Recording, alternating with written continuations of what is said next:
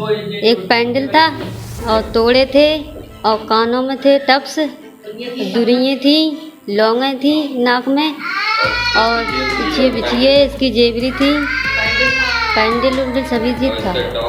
Toss नहीं है, आज ऐसा करा है हमारे साथ में, कल क्या मालूम क्या करें।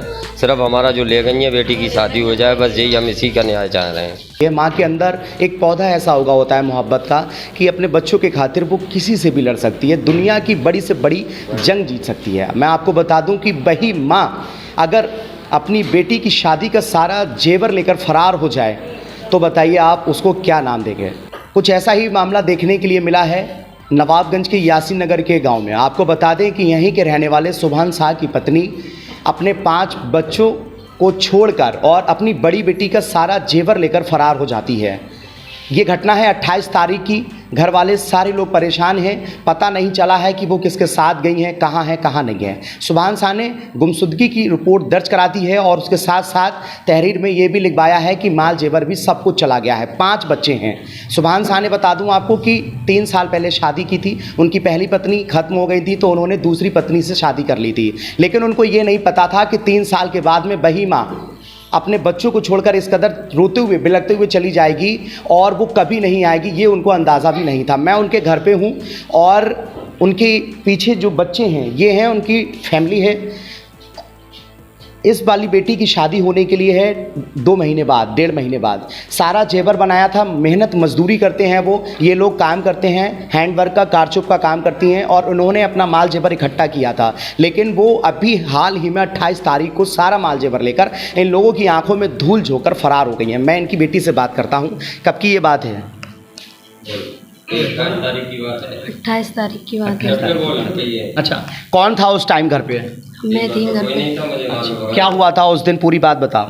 उस दिन मैं ऊपर फीस कर रही थी तो वो नीचे बैठ हुई थी। जब मैं नीचे उतर कर आई तो सो रही थी। जब बाद में आई नीचे उतर के तो वो नीचे नहीं थी, फिर वो चली गई थी। फिर मैंने बैग को देखा, बैग भी नहीं था और सब चीज़ लेके चली गई। अच्छा। फिर पापा इकल्ले काम पे चले गए। वहाँ फ़ोन करा पापा के पास तो उन्हें देखा आके, सब में ढूंढा, फिर नहीं मिली वो।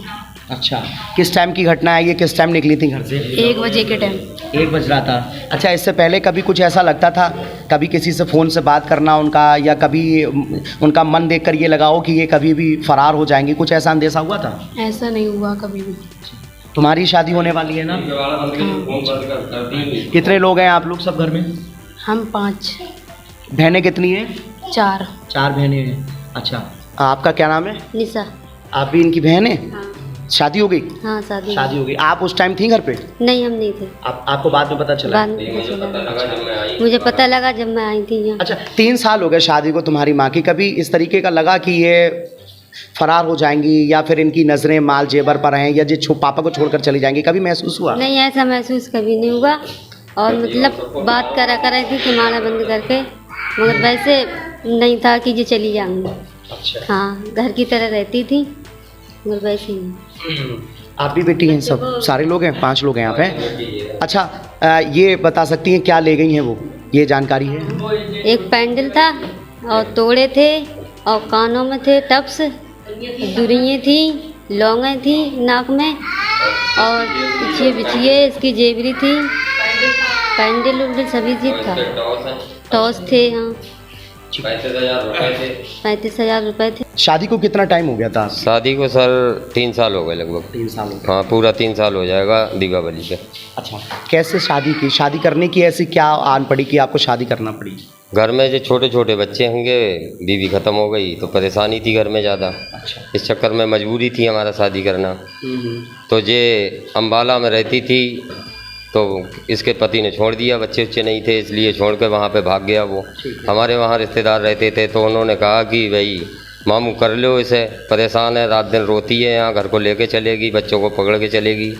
फिर उसके बाद में हमने फ़ोन पे बात भी की, हमारी लड़की ने, बड़ी ने की, दामाद ने की, तो हर बात पे सहमत हो गई कि कभी भी कोई भी अगर मेरी शिकायत सुन लो तो मुझे जान से मार देना। हाँ, मैं घर को लेकर चलूँगी, मेरे बच्चे नहीं हैं, मेरे लिए यही बच्चे हैं, मेरा तोहफा है। इस तरीके की बातें करी उनने। तो मैंने कि ठीक है भाई, करवा दो, मैं भी मजबूर हूँ, परेशान हूँ, घर में खाने पकाने वाला भी कोई देखने वाला नहीं, कहने वाला नहीं, तो वो शादी इस तरीके से कर दी। अच्छा, 3 साल में कभी ये महसूस हुआ कि कभी ये नहीं, ऐसा भी बड़ा कर सकता वफादारी से काम करा उसने। हम जो भी पैसे देते थे उतना हमें टाइम पे देती थी। घर में कोई ज़रूरत होती थी, लड़कियों से किसी को दामाद में लड़कियों में साथ लड़ाई हो जाती थी, मुझे नहीं काम पे टाइम मिलता था तो खुद अपने आप जाके लौंडियों को बुला लाती थी कि मैं जा रही हूँ, लड़की को बुला के लाऊंगी, है वहाँ का कदर ख़त्म हो जाए। अच्छा हाँ, लड़कियों को किसी को महसूस, ये 2 लड़की जो घर पर हैं इनसे टेंशन रखती थी। अच्छा अब बोली कि इसकी शादी करो तो रहूँगी मैं, तो मैंने कि ठीक है भाई, मैं तेरी बात में हूँ, मैं इसकी 2 साल बात करूँगा, इससे 2 साल पहले कर देना सुकून तेरा घर में। क्या करते हैं आप?